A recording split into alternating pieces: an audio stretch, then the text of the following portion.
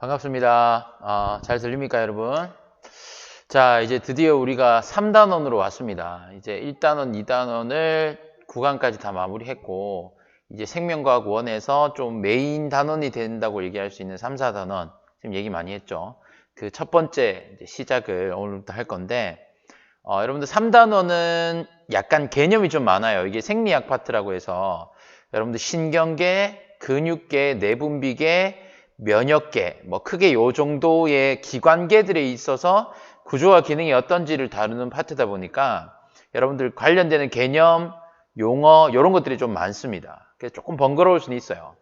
근데 이제 여러분들이 뭐 어떻게 보면 문제를 굉장히 어려운 문제를 푼다거나 그런 게 잘 없기 때문에 개념에 충실하면 충분히 할 수 있는 거라서 차근차근히 여러분들이 학습을 잘 하고 정리하면 충분히 여러분들이 다 이렇게 성취 수준을 다 이룰 수 있다고 저는 생각합니다. 자, 이제 첫 번째 순서를 한번 해볼 건데, 오늘 여러분들 흥분의 전도와 전달이라는 요 하나의 소단원을 선생님이 2강으로 잘랐습니다. 그래서 이번 10강에서 앞쪽에 한 파트, 그다음 다음 10강의 뒤쪽 파트 해가지고 하나의 소단원을 마치도록 그렇게 할 거고요. 자, 여기에 있는 사진은 이제 타자가 날아오는 공을 보고 이제 방망이를 휘두르는 그런 사진인데, 요것이 이제 생명현상의 특성에 비춰봤을 때는 자극에 대한 반응이죠. 그래서 여러분 우리가 어떤 외부 자극에 의해서 반응을 하는 그것이 전부 다 우리 몸의 신경계가 주관하는 겁니다. 그래서 여러분들 몸에서 외부의 정보를 어떻게 받아들이고 그게 생물학적으로 어떤 시스템 원리에 의해서 이 어떤 신호가 전달이 되고 내가 어떤 리액션을 하는, 운동을 하는, 반응하는 그런 것들의 원리를 좀 살펴보는 그 파트가 되겠습니다. 되셨나요? 자, 이제 학습 내용입니다. 자, 앞에서 얘기했지만 오늘은 요 1, 2만 합니다. 10강은. 그리고 3, 4는 11강에서 하겠죠. 그죠? 그래서 뉴런의 구조, 종류에 대해서 얘기하고 활동 전이의 발생 과정까지만 딱 하고요. 그 다음 이 활동 전이의 발생 과정에 덧붙여서 흥분의 전도 전달을 다음 강에 하도록 하겠습니다. 그래서 이번 강과 다음 강은 이어진다고 보시면 됩니다. 자, 뉴런의 구조와 종류부터 할게요. 여러분들 뭐 중학교 때도 사실 이걸 좀 배웠었어요. 중2 때 여러분들 배웠는데 다 까먹겠죠. 그죠? 3년이나 지났으니까. 우리 뭐 작년에 통합과학 때 배운 것도 다 까먹었는데, 그지? 자, 뉴런이라는 게 일단 뭐 여러분들 이름은 들어보셨어야 됩니다. 기억을 하셨어야 돼요. 뉴런. 그래서 이제 쉽게 얘기하면 신경세포를 뉴런이라고 한다. 이렇게 기억해도 무방합니다. 사실 뭐 신경세포가 종류가 굉장히 많겠죠. 근데 우리가 주로 다루는 신경세포는 뉴런이고 이게 어떤 정보를 받아들이고 전달하는 것의 기본적인 단위가 되기 때문에 신경세포 하면 뉴런 이렇게 여러분들이 생각하셔도 무방하겠습니다. 그죠? 자, 일반적인 세포와 달리 얘네들은 돌기가 굉장히 많아요. 돌기가 많고 얘네들이 하는 역할이 우리가 앞에서 했지만 세포는 모양과 기능이 다양하다 그랬잖아. 그지? 얘네들은 특별히 어떤 정보를 받아들이고 정보를 이렇게 이어주고 전달하는, 제공하는 게 얘들의 역할이기 때문에 그 기능에 맞게 구조가 좀 특이하게 생겼습니다. 자, 대부분의 뉴런은 이렇게 3가지 구조로 구분합니다. 첫 번째, 신경세포체라는 부분이 있어요. 찾았습니까? 여러분들 요 내부 구조 안쪽입니다. 이 신경세포체가 말 그대로 바디입니다. 바디. 얘들의 몸체예요. 그래서 안에 핵이 있고 유전물질이 있고 그래서 물질 대사를 조절하고 센터가 되는 곳입니다. 그 다음에 가지돌기라는 부분도 있습니다. 얘는 신경세포체 주변에 이렇게 막 뻗어있는 수많은 돌기들인데 얘네들이 하는 역할은 정보를 수용하는 것이에요. 받아들이는 겁니다. 받아들이는 거. 이게 나뭇가지처럼 막 가지가 쳐 있죠. 그죠? 그래서 가지돌기라고 하는데 다른 뉴런이나 외부로부터 이렇게 감각기로부터 정보를 받아들이는 역할을 하는 게 가지돌기. 그 다음에 중심 센터가 신경세포체. 핵이 있어서 생명 활동을 조절합니다. 그죠? 그 다음에 이 신경세포체에서부터 쭉 뻗어 있는 하나의 돌기. 보이세요, 여러분들 그림? 쭉 뻗어 있는 이 하나의 돌기를 우리는 축삭돌기라고 부릅니다. 자, 요게 얘들아 뉴런의 구조예요. 알겠니? 됐어요? 자, 뉴런의 구조 한번 적어봅시다. 왼쪽에. 구조 크게 3가지 뭐야? 신경, 세포체. 얘가 몸체야, 바디야. 그 다음에 가지돌기. 자극을 받아들이고, 그 다음 신경세포체로부터 흥분이 쭉, 자극이 쭉 이동하는 요게 축삭돌기. 그래서 크게 이렇게 세 가지 구조를 여러분들이 구분할 수 있어야 됩니다. 됐습니까? 쉽죠? 자, 축삭돌기 쭉 이렇게 하나의 돌기가 쭉 이어지다가 이 좀 마지막에 보면 여러분들 그 축삭돌기 말단이라고 해서 축삭돌기의 끝부분, 얘들아 이거는 또 다른 뉴런이야. 지금 여기서부터 쭉 요게 하나의 뉴런, 옆에는 또 다른 뉴런이야, 그지? 요 축삭돌기 말단에는 이게 이제 돌기가 조금 가지가 쳐져 있고 이 끝이 좀 부풀어 있어요. 그래서 이 부분을 축삭돌기 말단이라고 특별히 부르는데, 얘는 우리 다음 강에 흥분에 전달할 때 나오니까 그때 가서 한 번 더 보겠습니다. 알겠죠? 지금은 축삭돌기 말단이라고 칭하는 부분이 있다 정도만 기억을 해주시면 돼요. 자, 무튼 이 축삭돌기는 여러분 보시면 긴 돌기가, 하나의 돌기가 쭉 있는데요. 여기에 마리집이라는 게 있어요. 여러분 요걸 좀 기억을 해주셔야 되는데, 여기 확대해놨죠, 그죠? 확대해놔서 마리집이라는 것이 있습니다. 그리고 랑비의 결절이라는 이 두 가지 용어가 나와요. 자, 새로운 용어다. 한번 보자. 마리집은 말 그대로 말려 있는 거예요. 뭐가 말려 있어요? 라고 물어본다면, 슈반세포라는 친구들이 말고 있는 구조를 마리집이라고 하는 거야. 정리됐니? 다시. 얘들아, 이 노란색, 이건 뭐야? 이건 축삭돌기야. 노란색 이 선은 축삭돌기, 뉴런의 구조죠. 그죠? 축삭돌기인데, 슈반세포하는 게 굉장히 넓적하게 돼 있어요. 그래서 이 친구들이 축삭돌기를 겹겹이 말고 있는 구조를 뭐라고 한다고? 마리집이라고 하는 거야. 됐니? 그래서 여러분들 뭐 밀가루 같은 거 반죽할 때, 반죽하는 그 막대기 가지고 밀가루 이렇게 밀면 두루룩 딸려오죠. 그죠? 그럼 이 반죽하는 요 막대기가 뭐야? 축삭돌기고, 이 밀가루가 슈반세포야. 넓적하게. 그리고 얘를 말았는데 이게 붙어가지고 도로록 말렸어. 말린 구조가 뭐야? 마리집이야. 그렇게 비유하면 되겠죠? 오케이. 자, 그 다음 랑비의 결절은 뭐냐 하면, 여러분들 이거 주의해야 됩니다. 랑비에입니다. 랑비의 결절이 아니에요. 랑비에, 요게 이제 통째로 사람 이름입니다. 슈반도 사람 이름이에요. 이게 다 자기들 지 이름 갖다 붙이는 거야. 자, 랑비의 결절, 이게 뭐냐면 마리집과 마리집 사이에 축삭이 노출된 부분을 랑비의 결절이라 불러요. 됐습니까? 적을까요? 적자. 마리집과 마리집 사이에 축삭이 노출된 부분을 랑비의 결절이라고 한다. 됐나? 자, 그럼 여기에서 뭐가 일어나냐면 어떤 이온의 이동에 따라 전이에 이렇게 변화가 생겨요. 세포막에 전이에 변화가 생깁니다. 그러면 마리집이라는 것은 축삭돌기를 슈반 세포가 말고 있다 보니까 여기에서는 이 축삭돌기도 세포막으로 이루어져 있을 거 아니에요. 이 세포 안팎으로 이온의 이동이라든지 이런 게 일어나지 않습니다. 정말 그냥 쉽게 얘기하면 전기가 통하지 않아요. 랑비의 결절에서만 전기가 통하는 거야. 여러분들 우리 몸에서 어떤 신경계에서 이렇게 정보가 전달되고 하는 게 전기적인 신호거든. 기본적인 게. 전기가 통하지 않습니다. 그래서 얘는 절연체 역할을 한다. 보시면 돼요. 여기 노출된 부분. 이렇게까지 적읍시다. 자, 그래서 절연체 역할을 합니다. 절연체가 뭔지는 알고 계시죠? 전기가 통하지 않는다는 겁니다.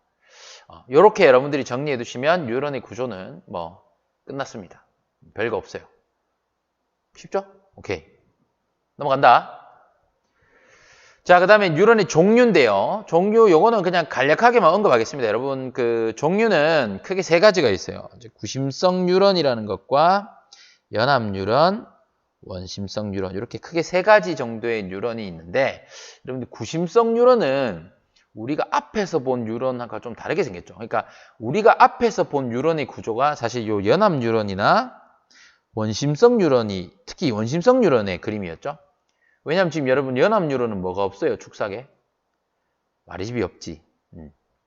그래서 이렇게 마리집이 없는 애들을 뭐 민마리집 뉴런, 그 다음에 이렇게 마리집이 있는 얘나 얘 이런 애들은 마리집 뉴런 이렇게 불러요.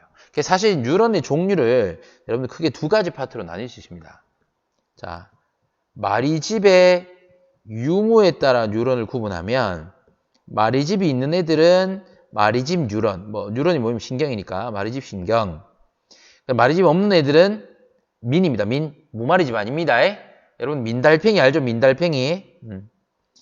민마리집 신경 혹은 뉴런 이렇게 불러요. 마리집 유무에 따라 있으면 마리집, 없으면 민마리집. 너무 쉬워. 근데 이제 대부분의 연합 뉴런이 민마리집 신경이야. 민마리집 뉴런이야. 뭐 이런 것들은 참고하시고. 그 다음에 이제 기능에 따라 구분하는 게 얘가 사실 더 중요해요. 기능에 따라. 기능 혹은 뭐 방향성 이렇게 얘기해도 될 것 같은데 세 가지가 구심성 뉴런, 그다음에 연합 뉴런, 원심성 뉴런 이렇게 세 가지로 구분합니다. 그래서 우리 밑에 걸 좀 더 얘기할게요. 자, 구심성 뉴런은 좀 다르게 생겼죠. 신경세포체가 축삭이 이렇게 중간에 옆에 툭 튀어나와요. 이런 그림 딱 보면 아 이거 구심성 뉴런이구나 이렇게 가시면 되고 원심성 뉴런은 뭐 기본적인 폼입니다. 그리고 연합 뉴런 얘는 구심성과 원심성을 연합 중개해주고 있죠. 자, 여러분들 여기서 좀 중요하게 우리가 짚고 넘어가야 될 게 구심성 뉴런의 구심성이란 구심력 여러분 들어보셨죠? 물리 시간에 나옵니다. 구심력은 여러분 방향이 어디예요? 중심 방향이에요. 중심. 여러분들 지금 우리가 하는 이 신경계 파트에서 센터는 누구야? 뇌와 척수야. 뇌와 척수. 척수 이렇게 뒤에 척추뼈 안에 있죠. 그러니까 뇌와 척수가 여러분들 센터입니다. 그러면 구심성이라는 말은 어디 쪽으로 향하는? 센터 쪽으로 향하는. 즉 뇌나 척수 쪽으로 향하는 뉴런 방향성이 그쪽 방향입니다. 그런 애들이 구심성 뉴런이고 대부분 감각 뉴런이 여기에 해당해요. 감각 뉴런을 생각해보세요. 여러분들 눈, 코, 귀, 피부 같은 이 오감에서 이 감각 기관에서 뇌까지 정보가 타고 이동해야 되잖아. 그 역할을 누가 하냐? 감각 뉴런이 하는 거야. 그럼 감각 뉴런들은 방향성이 센터 쪽으로 오니까 구심성 뉴런 이렇게 불러요. 좀 어렵나요? 오늘부터 내용이 조금 많습니다. 자, 그 다음에 원심성 뉴런의 원심성이란 말은 여러분 원심력 알죠? 바깥쪽으로입니다. 바깥쪽으로 향한다는 뜻이에요. 즉 센터, 뇌나 척수 같은 중심 센터로부터 바깥쪽으로 향하는. 그래서 대부분 반응기, 근육 쪽으로 향해서 운동을 일으키게 하는 그까지 신호를 전달하는 뉴런들을 원심성 뉴런 이렇게 불러요. 그래서 여러분들 구심성, 원심성, 요 구심력, 원심력, 요 방향성을 여러분들이 좀 생각하시면 됩니다. 되겠습니까? 오케이. 그러니까 이렇게 한번 적어볼까요, 여러분? 구심성은 투, 뇌, 척수 이렇게 부르자. 투, 전치사 투, 향한다는 뜻이지, 그지? 그럼 원심성은 뭐야? 뭘로 할까? From, 오케이. 기가 막힌다, 그죠? From, 뇌와 척수. 그러니까 뇌와 척수로부터 나오는 to는 글로 들어가는 이렇게 여러분들이 구분하시면 좋을 것 같고요. 연합 뉴런은 이렇게 갑시다. in 전치사로 하면 끝났네. 기가 막힌다, 그지? in 뇌나 척수. 즉 뇌하고 척수는 얘들아 기관 수준이니까 그 기관도 결국 세포로 이루어져 있을 거 아니야. 어떤 세포? 연합 뉴런. 연합 뉴런이라는 세포들로 이루어져 있습니다. 그래서 뇌나 척수 자체를 구성하는 뉴런을 연합 뉴런이라고 하고 얘들은 좀 중개자 역할을 합니다. 명령을 내리고 정보를 분석하고 판단하고 이런 것들은 전부 다 연합 뉴런이에요. 그래서 여러분들 뉴런의 종류를 이렇게 좀 정리를 해두시고 자 이제 두 번째 내용입니다. 자 여러분들 여기서부터 또 집중을 잘 하셔야 됩니다. 활동 전이의 발생 과정까지 이번 강의 딱 하면 끝나는데요. 여러분들 이게 내용이 좀 어려워요. 어렵고 요 개념을 잘 이해해야지 흥분의 전도도 여러분들이 할 수 있고요. 그리고 현재 수능에서 요 파트에서 굉장히 좀 어려운 문제가 나와요. 그러니까 여러분들의 사고력을 요하는 그런 문제를 나중에 여러분들이 풀려면 개념이 정말 정확하게 서져 있어야 됩니다. 자, 집중하고 따라옵니다. 첫 번째, 막전위라는 개념부터 한번 보자, 얘들아. 막전위. 자, 개념을 잘 잡아야 돼. 용어는 막전위야. 막전이 membrane potential. 발음 좋습니까? 자, 용어는 막전인데 여러분들 개념은 차이라는 뜻을 가지고 있어요. 그래서 쌤이 요 노란색으로 표시했죠. 요게 어려워요. 요게 이제 헷갈려. 어려운 건 아니지, 헷갈려. 그러니까 용어 자체를 막전이 착하면 얼마나 좋겠노, 그지? 근데 용어는 막전위인데 그 안에 포함되어 있는 개념은 차이, 델타 값이야. 그러니까 차이를 의미해. 뭔 차이? 세포막을 경계로 세포 안팎에, 세포 안쪽과 바깥쪽에 형성되는 전위 차이를 막전위라는 용어를 써요. 자, 이해됩니까, 지금 이게? 여러분들 전위는 뭐예요? 전위. 전위라는 말은 뭐야? 전기적 위치 에너지야. 조금 물리적인 개념이 들어간다, 그지? 전기적 위치 에너지 개념이기 때문에 전압과 같은 볼트를 써요. 단위가 이 볼트잖아, 볼트. 이게 밀리볼트, 1000분의 1이지, 그지? 밀리볼트. 전압의 단위를 씁니다. 그래서 전기적 위치 에너지를 의미하고, 근데 이 세포 안쪽과 바깥쪽에 형성되는 이 전기적 위치 에너지가 달라요. 쉽게 표현하면 전압 값이 다른 거야. 그래서 그 차이를 막전위 이렇게 용어를 붙입니다. 이해가 되세요? 자, 여기 밑에 한번 보세요. 여러분들 이 전압계가 있지? 전기적 위치 에너지를 측정하는 거야. 근데 여기 침을 봐. 이 미세 전극을 꼽았는데 한쪽의 침은 안쪽에 있고 한쪽은 바깥쪽에 있잖아.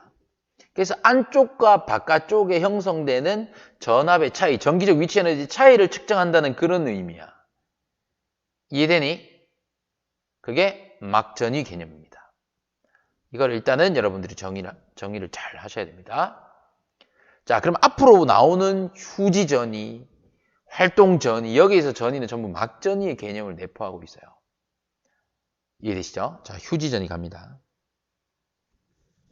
자, 휴지전위는 자극을 받지 않은 상태에서, 우리가 뭐 항상 자극을 받지는 않잖아. 자극을 받지 않은 상태에서 형성되는 막전위를 휴지전이라고 해. 자, 이게 이제 좀 헷갈리는 게, 우리가 보통 뭔가를 받지 않는다고 하면 여러분들 0이라고 생각하거든. 근데 우리 내부의 이 우리 몸을 이루는 신경계를 이루는 신경세포인 뉴런은 아무런 자극을 받지 않아도 세포 안쪽과 바깥쪽에 전위 차이가 발생해 있어요. 같지 않다는 거예요. 이미 자극이 없어도 안팎으로 차이가 형성돼 있다는 거예요. 그때 형성돼 있는 막전이 그 전위 차를 뭐라고 얘기해? 휴지전이라 불러.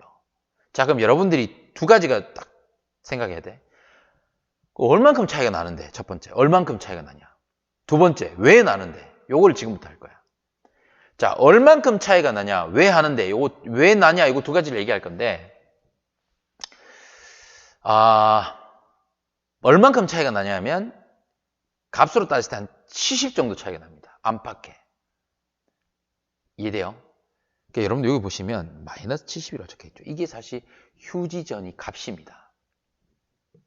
휴지전이 값이 보통 마이너스 한 70 정도 돼요. 그럼 또 이제 생각이 돼. 마이너스가 왜 붙은 거야? 이 마이너스가 또 뭐야 이게? 아니 전압이 선생님 뭐 음의 값입니까? 요 마이너스는 여러분 지금 얘기했잖아요. 막전위 개념이 차이이기 때문에 마이너스 값은 기준이 안쪽이거든요. 안쪽이 바깥쪽보다 70만큼 적다는 뜻이에요. 그래서 여러분들 이 마이너스 70mV를 좀 해석하면요. 선생님 한번 적어줄게. 이해를 돕기 위해 적을게. 세포 안쪽이 예를 들어 한 30이라고 치자. 바깥쪽이 100이라고 칠게. 전기적 위치 에너지가. 자, 막전위는 얼마나 불러야 돼? 안쪽이 30이고 바깥쪽이 100이야. 예를 들어. 그럼 막전위는 차이 개념이잖아. 얼마만큼 차이 나니? 70만큼 차이 나지. 근데 안쪽이 바깥쪽보다 적어. 이때 마이너스 70이라고 얘기하는 거야. 이해되니? 이해가 안 돼? 돼요? 자, 휴지전위는 보통 마이너스 70입니다. 그럼 마이너스가 붙었다는 거는 안쪽이 바깥쪽보다 전위가 적다는 거예요. 적다고 표현하면 되나? 낮다는 거예요. 얼마만큼? 약 70 정도 차이만큼. 그러면 두 번째, 왜 이런 차이가 발생하냐? 자, 지금부터 얘기합니다. 크게 두 가지입니다. 요인은. 첫 번째는 이온의 불균등한 분포예요. 이게 밑에 적을게요, 여러분. 첫 번째. 그러니까 왜? 휴지전일 때 왜? 그지? 여기 얼마나 차이가 나나? 첫 번째. 요만큼 이게 있고. 두 번째. 왜 차이가 나냐? 보자. 첫 번째는 이온의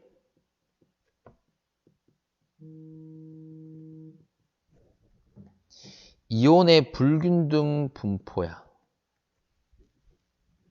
자, 이온은 여러분들 뭐 사실 여러 개 있는데 두 개만 생각하세요. 나트륨하고 칼륨만 생각합니다. 알겠죠? 나트륨 이온, 칼륨 이온. 요 두 가지만 딱 생각하면 됩니다. 요 이온의 불균등 분포가 왜 생기냐면 얘 때문이에요. 나트륨 칼륨 펌프. 요 시기 때문이야. 자, 펌프야, 펌프. 얘들아, 펌프 하니까 뭔가 에너지를 써. 펌프질. 에너지를 쓸 것 같지, 그지? ATP를 씁니다.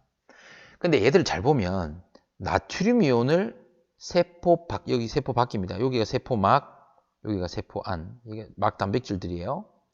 나트륨 이온은 세포 밖으로 퍼내고요. 칼륨 이온은 세포 안쪽으로 들여보냅니다. 누가? 펌프가. 이 펌프 하나가 구조를 바꾸면서 이렇게 동시에 나트륨 퍼내고 칼륨 안으로 들여보내고 이게 동시에 일어나요. 그러면 나트륨 자꾸 밖으로 퍼내니까 나트륨 밖이 많겠어, 적겠어? 많아. 칼륨은 안쪽이 많아. 됐지? 자, 보세요. 나트륨 이온은 바깥쪽이 안쪽보다 많습니다. 항상. 펌프는 항상 작동하거든. 칼륨 이온은 바깥쪽보다 안쪽이 더 많아요. 왜? 펌프 때문에. 그러니까 지금 여러분들 이거 자극 받은 거야, 안 받은 거야? 안 받은 거야. 미안합니다, 여러분. 진동이 와가지고. 자극 안 받은 거예요. 지금 아직 받은 건 아직 하지 않았어. 그 뒤 슬라이드에서 할 거야. 자극을 안 받았는데도 펌프가 항상 작동을 하면서 나트륨 퍼내고 칼륨 들여보내니까 나트륨, 칼륨 이온 간의 불균등한 분포가 생기는 거예요. 나트륨 밖이 많고 칼륨 안쪽이 많습니다. 뭐까지 됐습니까? 두 번째.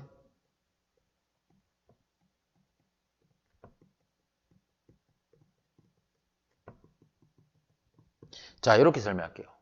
이온 투과도의 차이, 막단백질을 통한 이온 투과도의 차이가 생기기 때문에 그렇다라고 얘기하겠습니다. 자, 여러분들 지금 막단백질이 뭐가 있냐면, 자, 한번 보자, 얘들아. 자, 여기 보면 나트륨 통로 찾았나? 그 다음에 칼륨 통로 찾았지. 칼륨 통로 지금 두 가지다. 그리고 나트륨, 칼륨 펌프. 요 세 가지가 막단백질들이야. 막단백질이야. 세 개만 알면 돼. 그럼 나트륨 통로, 칼륨 통로, 나트륨, 칼륨 펌프 이렇게 세 가지인데 펌프는 방금 했잖아. 요 이온의 불균등 분포할 때 얘기했지? 그럼 이온 투과도 차이는 지금 요 통로 얘기할 거야. 자, 나트륨 통로는 대부분 닫혀 있어요. 거의 그냥 닫혀 있다 하면 돼. 거의 다 닫혀 있어. 그럼 지금 봐봐. 앞에서 펌프 때문에 나트륨이 세포 바깥쪽이 많았고 안쪽이 적었는데 통로가 닫혀 있으니까 나트륨이 안으로 못 들어와요. 이거 보이죠? 여기 못 들어와요. 띠용 못 들어. 문이 닫혀 있으니까. 됐습니까? 버트 그러나 칼륨 통로는 보시면 닫혀 있는 것도 있지만 일부 열려 있는 것도 있어요. 그러니까 자극을 받지 않아도 일부 열려 있는 칼륨 통로가 좀 있다는 거예요. 뉴런에. 이 축삭돌기 세포막에. 그럼 생각해 보세요. 자, 칼륨 통로가 열리면 칼륨 통로는 칼륨만 이동하는 겁니다. 여러분들 이거는 기본이죠. 나트륨 통로는 나트륨만 이동할 수 있고 칼륨 통로는 칼륨만 이동할 수 있어요. 선택적으로 이게 투과되는 거거든요. 막단백질이니까. 자, 그러면 아까 펌프 때문에 칼륨 이 노란색 칼륨 이온들이 세포 안쪽에 많았어. 그럼 통로가 열렸어. 그럼 어떻게 되겠니? 자연스럽게 칼륨은 안쪽에서 바깥쪽으로 빠져나가는겨. 여러분 생각해 보세요. 이 확산입니다. 확산. 댐 같은 것도 이렇게 물을 막아놨다가 탁 열면 높은 데서 나중에 물이 싹 쏟아지잖아. 고농도에서 저농도 쪽으로 이동해요. 확산이에요. 저절로 일어나요. 에너지를 쓰지 않아요. 칼륨 이온이 통로를 통해 안쪽에서 바깥쪽으로 확산돼 버려요. 확산돼 버립니다. 펌프랑 좀 다르죠. 펌프는 아까 전에 에너지를 써야 돼요. 이게 농도 기울기를 역행한다 뭐 이런 말 쓰는데 나중에 좀 더 상세히 얘기할 일이 있으면 하고, 능동수송이라 그래서 얘는 저농도에 있는 애들을 오히려 고농도로 퍼냅니다. 그래서 에너지를 써야 되고, 반면에 통로들은 물론 나트륨 통로 열리진 않았지만 통로들은 안쪽에서 바깥쪽 혹은 바깥쪽에서 안쪽 이 방향성이 중요한 게 아니고, 이건 다를 수 있어. 그게 중요한 게 아니라 고농도에서 저농도로 가는 거예요. 그러니까 지금 칼륨 통로가 열렸으면 칼륨은 안쪽이 많으니까 안쪽에서 바깥쪽으로 나가는 거야. 얘들아, 만약에 나트륨 통로가 열렸다면 나트륨 어디서 어디로 들어오겠니? 밖에서 안으로 들어오겠지, 그지? 이해되니? 자, 지금까지 여러분들 뭐 했어요? 오늘 강의가 좀 길 것 같네, 얘들아. 잘 집중해라. 이해 못하면 이제 못 따라온다, 이제 지금은. 오늘 지금 여러분, 지금까지 내가 뭐 얘기했냐면 아직까지 자극을 받지 않았어. 자극을 받지 않았을 때 항상 이 이온의 불균등 분포와 이온 투과도 차이 때문에, 이 이유 때문에 세포 안팎으로 막전이가 차이가 형성돼 있다는 거예요. 얼마만큼? 약 70 정도 차이만큼. 즉 휴지 전이를 설명한 거예요. 그러면 이러한 자극을 받지 않은 상태를 우리가 뭐라 하냐면 분극 상태라 부릅니다. 뭐 휴지 상태란 말도 쓰는데 분극 상태란 말을 더 좋아해요, 선생님은. 자, 분극은 무슨 뜻이겠어요? 분극, 분, 나눌 분, 극. 극이 나누어져 있다는 거예요. 자, 결과적으로 안쪽은 상대적으로 마이너스, 바깥쪽은 플러스로 되어 있습니다. 선생님, 지금 나트륨 이온, 칼륨 이온 다 양이온들인데요. 양이온들밖에 없는데 왜 마이너스예요? 여기 왜 마이너스예요? 이렇게 하면 안 된다. 막전이 개념 자체가 차이 개념이기 때문에 안쪽이 바깥쪽보다 여기 있잖아. 전이가 낮다는 거야. 그러니까 마이너스라고 얘기하는 거야. 사실 우리가 지금 얘들아 나트륨, 칼륨만 다뤘지. 근데 실제 뉴런은 이거밖에 없겠니? 아니야. 근데 그런 것도 다루지 않았지만 여러분들이 요것만으로도 선생님이 지금 설명했던 거를 바탕으로 이해할 수 있어야 된다는 거예요. 이해되겠어요? 이해가 안 되면 다시 돌아가서 보시고, 그래도 안 되면 질문하세요. 잘 해야 됩니다, 여러분. 어렵습니다. 자, 그 다음 이제 활동전이 나왔다. 자, 요것만 끝이다, 얘들아. 자, 지금까지는 자극을 받았어, 안 받았어? 안 받았을 때야. 자극을 받지 않았을 때 그냥 평소에도 안팎으로 전이 차이가 형성돼서 그때 막 분극 상태, 그때 막 전이를 휴지전이라고 한다 그랬지. 휴지, 여기서 휴지는 resting이라는 의미야. 쉬고 있다는 뜻이야. 자극을 안 받은 거지. 그래서 분극 상태에서의 막전이를 휴지전이라고 한다. 이렇게 얘기하고. 자, 이제는 분극 상태가 아니에요. 왜? 여기 보세요. 이렇게 막전이가 딱 일정하게 마이너스 70, 그러니까 70 안팎으로 70만큼 차이가 났다. 분극 상태. 이때 휴지전이지, 그지? 근데 이제 자극을 받았어. 자극을 받았어, 여기서부터. 그래서 막전이가 점점 상승해. 그리고 하강해. 이 두 가지 구간으로 나뉘어. 상승 구간, 하강 구간. 이 전체를 통틀어서 무슨 전이? 활동전이라고 부른다. 자, 좀 어렵지? 활동전이는 말 그대로 활동, 액션 포텐셜이야. 활동했다는 거야. 역치 이상의 자극을 받았다는 거야. 역치 이상의 자극. 역치 이것도 설명해야 되는데. 그러니까 역치라는 건 여러분 기준치라는 의미예요. 그러니까 최소한 어떤 활동전이가 발생하기 위해서 필요한 기준치 커트라인인데, 만약에 역치 미만의 자극을 주면 활동전이 생기지 않습니다. 뭐 깔짝거려서 막전이의 변화가 있긴 하지만 활동전이 안 생겨요. 근데 역치 이상의 자극을 주면 활동전이 무조건 생깁니다. 역치는 여기까지만 얘기할게요. 이게 깊게 파고들면 좀 복잡하기 때문에 나중에 우리 등교계에서 이제 복습할 때 혹시나 얘기할 일 있으면 좀 더 얘기하고, 하여튼 여러분들한테 주어지는 상황은 다 역치 이상의 자극을 받은 상황이거든요. 자, 역치 이상의 자극을 받았을 때 나타나는 막전이의 변화를 활동전이라. 여기서 변화가 중요합니다. 그러니까 쌤 방금 얘기했죠? 상승, 하강을 다 포함하는 거예요. 여기서 여러분들 생기는 5개념이 뭔지 아세요? 활동전이를 여기 꼭지점이라고 생각하는 친구들이 있어.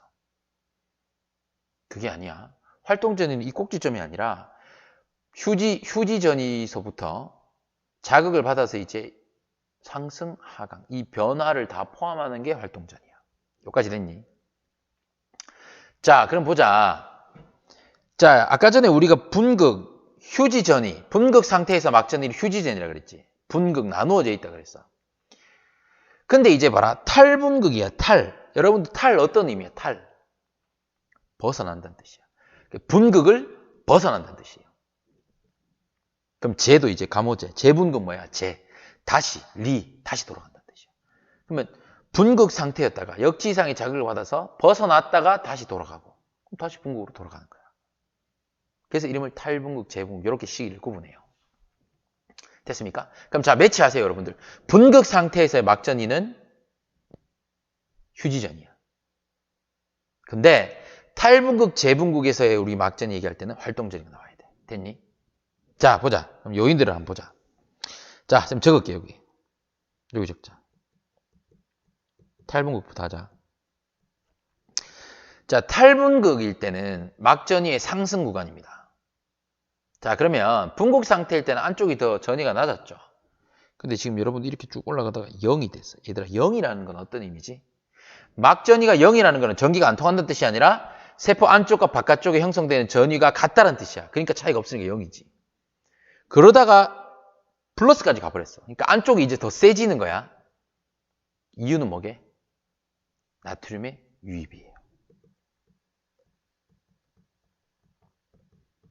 유입이란 말은 나트륨이 바깥쪽에서 안쪽으로 들어온다는 뜻입니다. 자, 그림은 요 그림. 얘들이 이건 분극이죠. 나트륨 통로가 어떻게 됐어 지금? 나트륨 통로가 열렸어. 분극 상태일 때 그냥 다 거의 대부분 다 껴있던 나트륨 통로가 역치 이상의 자극을 받으면 나트륨 통로들이 막 열려요. 그래서 나트륨이 어디서 어디로 들어옵니까? 나트륨이 아까 어디가 많다 그랬죠? 바깥쪽이 많죠. 여기 보세요. 지금 이 연두색이 나트륨이고 노란색이 칼륨 이온이거든요. 바깥쪽에서 안쪽으로 들어와요. 나트륨 유입. 나트륨 통로 열려서. 이것 때문에 양이온이 쫙 쏟아져 들어오니까 세포 막 안쪽에 이제 전위가 점점 높아져서 바깥쪽에는 갔다가 역전하는 거예요. 그래서 막전위가 상승하는 겁니다.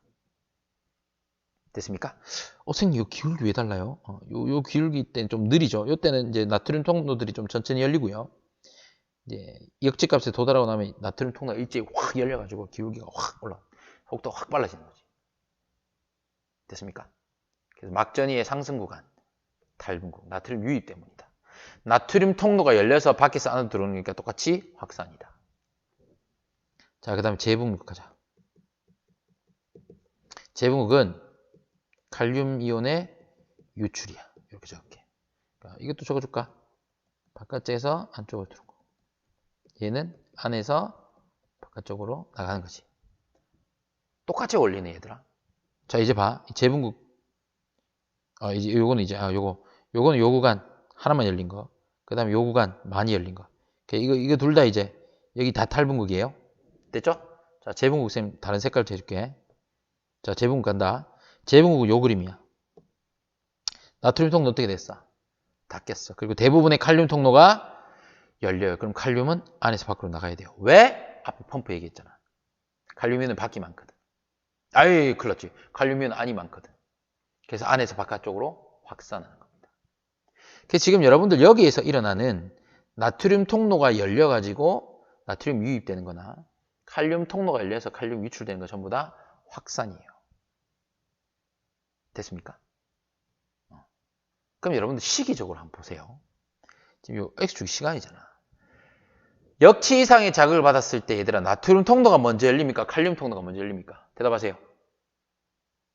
나트륨 통로가 먼저 열리죠. 그래서 시기적으로 탈분극이 먼저 있는 거예요. 나트륨 통로가 먼저 열려서 나트륨 밖에서 안으로 들어오면서 막전이가 쫙 올라가는 이게 탈분극이 먼저. 그 다음에 칼륨 통로가 열리거든. 나트륨 통로 이제 거의 대부분 닫히고 나면 칼륨 통로가 대부분 열려요.